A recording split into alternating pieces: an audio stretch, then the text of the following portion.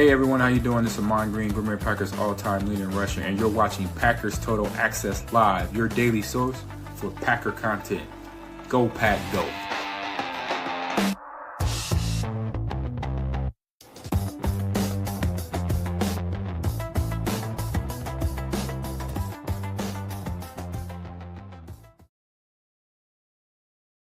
What's up, guys? Welcome into Packers Total Access. My name is Clayton. You can check us out on packernet.com. Find me on Twitter at Packers_access. Just a little breaking news surprise show this afternoon. Really excited to dive into the news that broke. If you guys have not seen yet, the Green Bay Packers have officially activated rookie fifth-round pick Collin Oliver off of the PUP list. All right, so what are we going to talk about here? We're going to talk about Collin Oliver and the type of player he is, the build that he is, right? Coming out of college, he was a hybrid top player. We've got the entire draft profile put together over on our Patreon group. If you guys were a member of our Patreon page, patreon.com/PackerFan Total Access, you guys know that's kind of the hub for our NFL draft coverage, right? And every player that had a top 30 visit, every player that was obviously drafted by the Packers, we did a deep dive, extensive profile we put together for those players. So we'll dive into that, kind of give you guys a refresher on the type of player that Collin Oliver is. I know he's a fifth-round pick. You kind of, curb the enthusiasm. Collin Oliver's a player, in my opinion, that could be a impact player right from day one. Not that he's going to step in and take a ton of reps, whether it's at defensive line or stack back or playing hybrid type of linebacker position, but he is a player I think could contribute on special teams immediately, and they're going to sprinkle in from time to time. We'll talk about some of the stats that he had coming into the NFL draft. Before we get into it, if you would, do that YouTube stuff for us. Hit like, hit subscribe. If this is your first time tuning into PTA, welcome. Thank you for making us a part of your afternoon. We're not experts. We're not insiders. We're not media members. We're just fans like you talking Packers on a daily basis. So if you're looking for that type of content, make sure you hit subscribe, click the bell icon so you know when we go live anytime in the future with this breaking news like right now. Let's get into it. First things first, Wes Heikowitz put the tweet out there. The Packers have activated rookie fifth-round pick Collin Oliver off of the physically unable to perform list. He takes John Fitzpatrick's roster spot. We talked about it earlier today. John Fitzpatrick officially put on IR, tore his Achilles tendon, unfortunately, so he is out for the year. Now, as Wes Heikowitz says here, 13 defensive linemen now on Green Bay's 53-man roster. That's wild, a wild number there, obviously. Now, what does that mean, though? You know, they like to play a lot of fire zone blitz without Micah Parsons last year. I'm thinking they're wanting a couple extra bodies to rotate in and out of that defensive line. We've been doing it a lot with Kingsley Enagbare with the 55 drop. I think that's kind of a spot that Collin Oliver could contribute. Now, I know Aaron Mosby went down with an injury. I haven't heard the details in terms of the severity of that injury. He may have even came back in the game there against Chicago. That's the first thing it triggered in my mind is like if Collin Oliver is up to speed and he's not kind of playing behind the eight ball here, he could be an immediate contributor on special teams, on kick coverage, punt coverage, potentially. Obviously, Aaron Mosby is it seems like he's in on a lot of tackles when it comes to kick coverage. So, again, I'm really excited about Collin Oliver. I know I'm not the only one, as Wendell Ferreira actually put out on X just a second ago. I can get it pulled up for you guys and gals here. Wendell Ferreira put this up and said, Collin Oliver didn't play much last year, obviously talking about at Oklahoma State because of injury.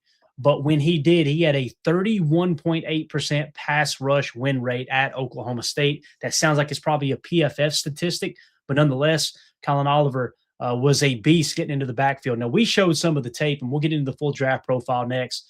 We showed some of the tape of him dropping into coverage quite a bit, right? And he was dynamic. He looked comfortable playing the will backer position, dropping into coverage, kind of covering most of the time he was covering the boundary side of the field when he would drop into coverage. But when they would put him, on a green dog or just let him fire off the line with a will blitz, or if he was playing Sam on a specific formation, specific down and distance, he looked aggressive. He looked comfortable. He looked very violent in rushing the quarterback. So I think this is a player that could do both, to be honest with you. He's got the versatility. Now, the question is, coming back from the hammy, it's my understanding he had to have surgery on the hamstring. That's a question too, right? Now, when you hear a surgery took place as opposed to this guy keeps having hamstring problems, I feel a little more confident in the fact that he had surgery. They probably feel pretty good about him. All right, that should have fixed the problem, right? As opposed to, okay, it's partially torn, or it's a deep strain or a deep pull, and now we're just trying to inch him back. You guys know those things can linger, as we've seen with Clay Matthews late in his career, right? So again, I'm excited to see what he can do here. I thought that was an interesting number about Colin Oliver there. And obviously, as Wendell Ferrer said, he went on a 53-man roster as well. So he is ready to come out of the gate running. Now, let's talk for a second about the draft profile. I won't go in all the information. There's a ton of info that we put into these articles over at our Patreon group during the draft process. So we'll just walk through some of the more important stuff, right? So Green Bay Packers draft spotlight, Colin Oliver, a dynamic edge rusher with game-changing potential. Now, again, will he play stack back or will he play edge? Matt LaFleur said earlier this year, I want to say it was a few weeks ago when they first opened up his practice window, that 21-day practice window for Colin Oliver. I want to say he specifically said he would be rushing the quarterback. Now, what does that mean, right? Is the coach just going to come out and tell you exactly what they're going to do? No. I think there's going to be a significant amount of snaps for Colin Oliver where he does drop into coverage, and they kind of showcase that hybrid ability, right? That's just my personal opinion. So, and to answer your question, Doug, a fifth-round pick, if I remember correctly. He was a fifth-round pick. He was asking what round was he picked. So let's just move it along here. Again, you guys can go check out the entire write-up. I love kind of looking at their background from a high school standpoint. I don't know about you guys, but I'm a big high school football fan. I love following prospects from the high school level through college and all the way to the pros. We'll just hit this for a second here. Green Bay Packers continue to fortify their defense front in the 2025 NFL Draft, selecting Oklahoma State edge rusher Colin Oliver. Got cut off there. The Green Bay Packers continue to okay, so that was just a typo there. Colin Oliver with the 159th pick in the fifth round. Following their fourth-round selection of Texas's Barron Sorrell, the Packers doubled down on pass rush talent to bolster Hafley's aggressive 4-3 scheme. Oliver, a 6'2", 240-pound dynamo from Oklahoma State, brings elite athleticism, a relentless motor, and a versatile skill set that could see him carve out a unique role in Green Bay as a situational pass rusher and special team standout. I will say this. When they drafted Colin Oliver, I'm excited about all the rookies, right? Every draft season, we're fired up to see all of them. This is one of probably three where I was like, this dude right here, man, when you watch the tape in college, he really does flash. Now, again, he's a fifth-round pick. There's a reason he fell to the fifth round, so I don't expect him to come out like gangbusters and just light the world on fire. But he was one of the players I was more excited about just watching his tape, right? As a native of Oklahoma City, Oklahoma, Colin Oliver was a three-star recruit in the 21 class, ranked as the 501st overall prospect by the On3 industry ranking with a grade of 86.66 at Edmond Santa Fe High School. The 6'2", 220-pound defensive end showcased explosive athleticism, recording a 4.6 40. Again, that was coming out of high school and earning all-state honors. His senior year tape displayed a quick first step, natural bend, and a knack for disrupting plays in the backfield. Oliver drew offers from Georgia, Oregon, Ole Miss, and Nebraska. Those are some big schools, guys. Big schools. I mean, you're talking about two teams right there in the college football playoff this year. Actually, three. Right, Ole Miss is in there too. So Nebraska being the only one that did not make the college football playoff in terms of the top offers there for him. Now, obviously, he settled and he chose to stay home with Oklahoma State, where he quickly emerged as one of the Big 12's most disruptive defenders. And again, man, just a versatile athlete, no doubt about it. Let's just jump ahead here. Let's talk about the PFF grades for a second, then we'll get into the RAS score. All right, so his senior year or his last year in college, I can't remember if he was a junior. It was actually a senior is what it's showing here on the card. 88.6. Now, notice there's no ranking there, right? Why? Because he got hurt. How many snaps did he have? It looks like he had only about 80 snaps, if I'm reading this correctly. So, again, minimal snaps. So let's go back to his entire career. Starting in 2021, his freshman year, 77.0 PFF grade. He was the 55th highest graded, I imagine, defensive end edge defender, right, in all of college football. Guys, that's impressive as a freshman, right? In 2022, he falls back to a 71.5, still a solid PFF grade. 2023, he improved to a 73. So what you're seeing, if you have to remove the 88.6, right, from the injury-riddled, senior year of college, and you look at the rest of them, you're talking about a guy who's as stable as they come. He had a ceiling of 77 if you remove the 88.6 and a floor of 71.5 in terms of PFF grade. So pretty impressive. Pass rush grade, this is what Wendell Ferrer was talking about with the pass rush win rate, 90.8 pass rush grade. Run defense grade, 67.7, not bad. Overall defensive grade of 88.6 with a coverage grade of 63.3. All right, so moving along, the RAS score. 8.92 is the RAS. You look at him and you think he's a little bit undersized. This is a very poor composite size grade. Why is that? He's 6 foot. What is that? 6'1" is what he measured in at, right? That scores a 1.70. His weight was 240 pounds. That's a 1.16. So when you see that lot of a defensive end, you think, okay, he's probably going to play stack backer. Well, again, Matt LaFleur said he's an edge defender, a pass rusher. If they put some weight on him, and I'm sure they did, that's going to help that RAS aspect a little bit. Bench press, however, 24 reps, and you see it on the tape. He is strong at the point of attack. To be a smaller guy, 7.37 was the score there. The explosion grade is what's really wild. He has an elite explosion grade. Vertical jump of 39 inches, scoring a 9.81 there. A broad jump of 10.06, scoring a 9.61. That gives him an elite explosion grade. And then, of course, the composite speed grade was also elite. This is the thing that really flashed. You can see it on tape, too. 40-yard dash, 4.56 40, 20-yard split, a 2.66, and then the 10-yard split, a 1.57. Now, anytime you see that 10-yard split with a score of a 9.75, you go back and try to cross-check it with the explosion grade, and you see it's there. So when you look at the explosion grade and you include the 10-yard split as an extension of said explosion grade, you're talking about a 9.81 in vertical, a 9.61 in broad jump, and then a 10-yard split of a 9.75. This is an elite, quick twitch, first step athlete. However, the 40-yard dash, a 4.56, scores a 9.83. He's got the top end speed as well. So again, what's the pros and cons of a player that's built like Collin Oliver coming out of Oklahoma State? The arm length is good, right? 30.75 is the arm length. I'm assuming that's decent, right? So what you're seeing is a guy who's undersized, but he's got all the explosion. The reality is, if this guy had been 6'3", 6'4", he probably would have an elite 9.5 plus RAS score, and he probably would have been drafted in the second round, maybe even the first round, right?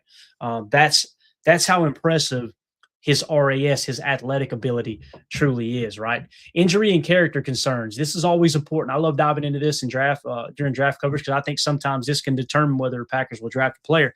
Oliver's 2024 season was derailed by a foot injury sustained in week 2, limiting him to 2 games and raising questions about his durability. However, he was fully cleared by the combine and showed no lingering effects, posting elite testing numbers. Prior to 2024, Oliver was durable, playing 41 games over 3 seasons with no major injuries. Off the field, Oliver is a high-character prospect known for his work ethic and leadership. A vocal leader at Oklahoma State, he was praised by coaches for his selflessness and ability to rally teammates. His Oklahoma roots and underdog mentality, again, 3-star athlete coming out of high school, fighting the, quote, tweener label, resonate with Green Bay's blue-collar ethos, making him a cultural fit for the Packers locker room. That's probably the thing that I'm most excited about. You see the elite versatility when it comes to the RAS score, and then you hear his background, and he's kind of an underdog. This guy's going to fit right in with the Green Bay Packers defense. I guarantee you that. So just moving along, don't take my word for it. Let's see what Dane Brugler said, okay? Dane Brugler, draft expert. He has an awesome guide called The Beast every year, right? That draft guide. A 3-year starter at Oklahoma State, Oliver was a hybrid weak side backer in former defensive coordinator Brian Nardo's 3-3-5 base scheme. Interesting, right? What have you guys heard us call out on Chalk Talk this year? The nickel 3-3-5 Joker 1 look with Micah playing that middle stack backer. Could that be a spot for him? Possibly. I don't know. But again, he's got familiarity with the 3-3-5 defense. Now, don't get me wrong. Jeff Hafley's defense is mostly a nickel 4-2-5, right? That's mostly what he runs. But we sprinkled in some 3-3-5 looks with Micah playing that hybrid pass rusher in the A gaps there, with the 1 tech. That's why we called it Joker 1, right? His number is 1, but the Joker 1 was we were identifying where he was lining up. Like you'll hear us say Enigbare playing Joker. If he's standing up at the line of scrimmage and they're in a 3-man front with it, we'll say a Joker 4, a Joker 3, kind of giving you an idea of what technique they're lining up at. So a little bit there, right?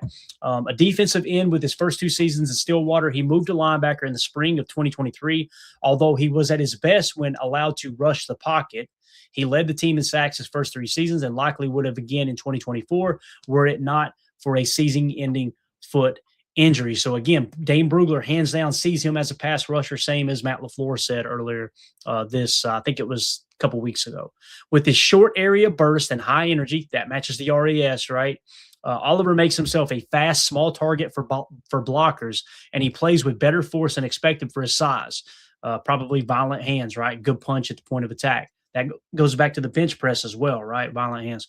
Though it is easy to love his football playing temperament, his sawed-off body can leave him tied up and overwhelmed, especially in tight quarters. Overall, Oliver is an explosive, leverage-based rusher, but he lacks the measurables for a full-time edge work and is unproven dropping or playing from depth.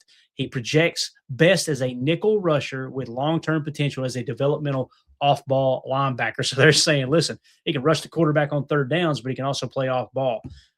Truly a hybrid player, no doubt. Now, the grade they had on him, a 5th to 6th round pick, Packers drafted him in the 5th round, right? No surprise there. Again, his strengths, explosive athlete, the stress blockers in space. You've got forces holding calls as a pass rusher with gap burst and ability to submarine blocking hands. Again, probably got some good bend there, smaller guy, so you can get underneath those hands from time to time. Accelerates in a blink to create immediate momentum in rush. That's that 1-5-7 second 10-yard split we talked about. Has some pop in the hands to rock late setting tackles. So you get a good jump on the outside, right? If you're taking an outside rush, the tackle has to reset, get his feet under him, and then bang, he's got good pop in the hands, right? Competes with physical mindset to fight off contact, alert eyes, and shows basic understanding of blocking schemes. Never lost killer instinct or rev motor, regardless of the position. So whether he's playing defensive edge or he's playing weak side stack backer, he still has that ability, that killer instinct, that revved motor, right? Regardless of where he's lining up. Has upside in coverage because of athletic tools. That's probably what shined to me on the tape when we were watching him in coverage. Like, man, this guy can cover pretty good.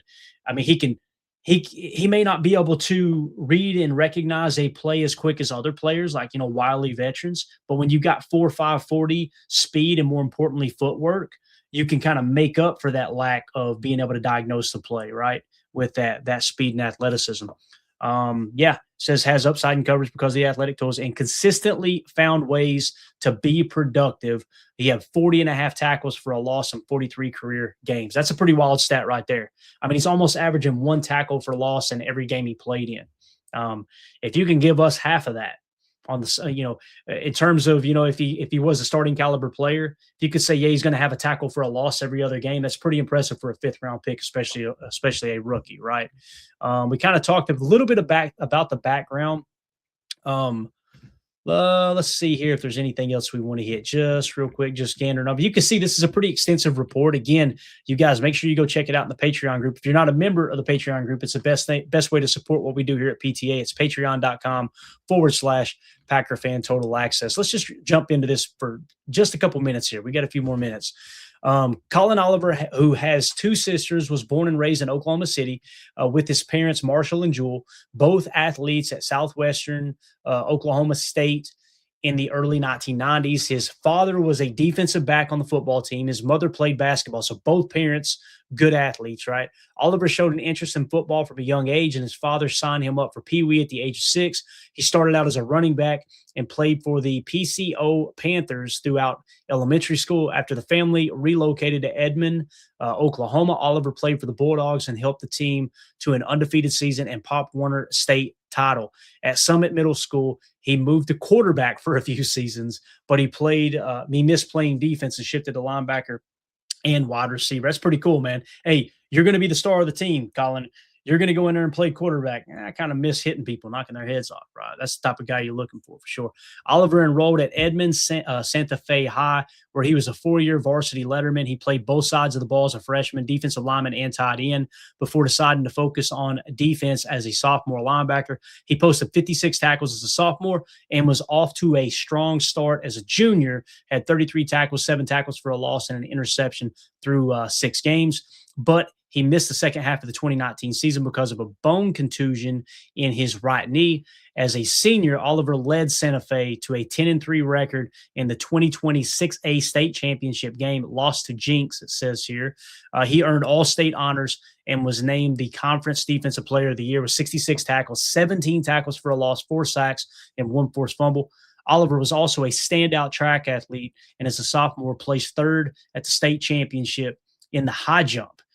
There's the vertical jump. We've seen that earlier, right? He lettered his first 3 years, didn't compete as a senior, and had personal bests of 6 feet 2 inches in the high jump, 21-1 in the long jump, 44-11 in the shot put, and 110-8 in the discus throw. So just a little bit more background for you guys there. And of course, in terms of deployment possibilities, the Packers are likely to use him as a situational edge rusher with the potential to develop into a hybrid role that incorporates some stacked linebacker responsibilities, leveraging his versatility and athleticism in Jeff Hafley's 4-3 defensive scheme.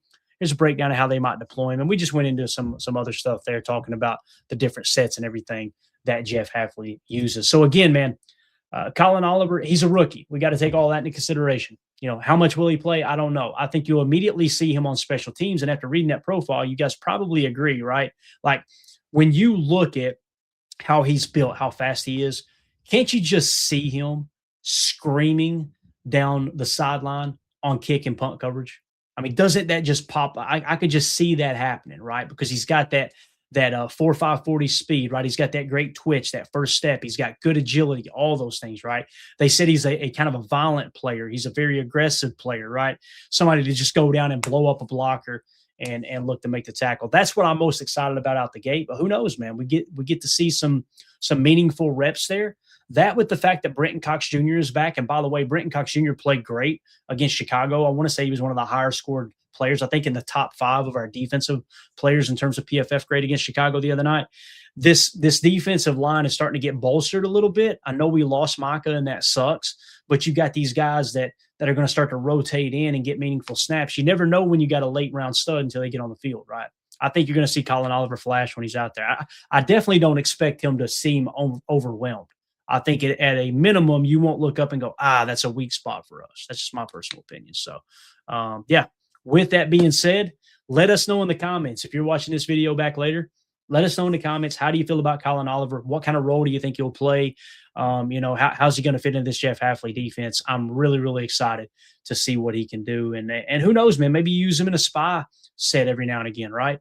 You may give your guys a breather, especially late in the game. I could see him being one of those guys that can mirror a mobile quarterback as well. So with that being said, thanks to everybody in the chat. Appreciate y'all tuning in. Let us know in the comments, how do you feel about this? I think this is an awesome, awesome development for the Packers as they continue to get a few of these guys back that we were expecting to have all year. I know Colin Oliver's a little bit behind the 8 ball here in terms of trying to get caught up on meaningful reps. He's got to get out there and take some, take some real shots, right? That's what it comes down to. But we want to hear from you guys in the comments. Make sure you hit like, subscribe, click the bell icon so you're notified when we go live in the future. We may be back tonight. I got to see what's going on. You guys know how the holidays are. I'm trying to get you guys content every second I can.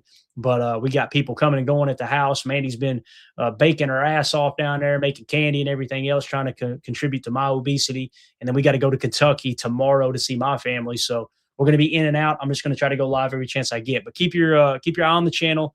We'll let you know if we create a stream. You'll see it pop up, and we'll schedule it in advance as much as we can. May not do a show tonight, but again, just kind of keep an eye on the channel. But thank y'all so much. Appreciate you. My name's Clayton. This is PTA. Go Pack, go.